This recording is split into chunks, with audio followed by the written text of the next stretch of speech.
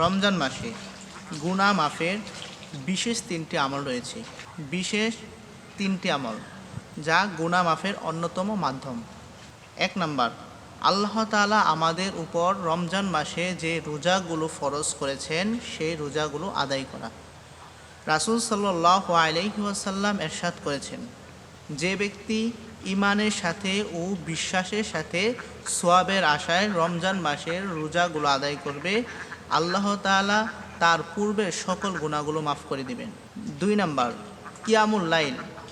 রাসূল সাল্লাল্লাহু আলাইহি ওয়াসাল্লাম ইরশাদ করেছেন, যে ব্যক্তি ঈমানের সাথে ও বিশ্বাসের সাথে এবং সওয়াবের আশায় তারাবির নামাজ আদায় করবে, আল্লাহ তাআলা তার পূর্বের সকল গুনাহগুলো মাফ করে দিবেন।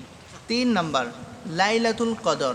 অর্থাৎ লাইলাতুল কদর এমন একটি রাত্র যা রমজান মাস ছাড়া আর কোনো মাসে তা পাওয়া যায় না। এই লাইলাতুল কদরের রাত্রটি হাজার মাসের চেয়েও শ্রেষ্ঠ ও সর্বোত্তম। এই লাইলাতুল কদরের রজনীতে আল্লাহ তাআলা কোরআন নাজিল করেছিলেন।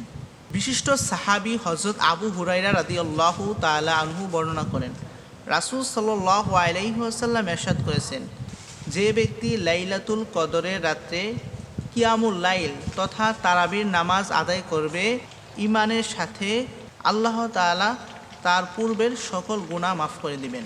এই রমজান মাসে তিনটি আমল যদি আমরা করতে পারি তাহলে আল্লাহ তাআলা আমাদের পূর্বের সকল গুনাহগুলো মাফ করে দিবেন।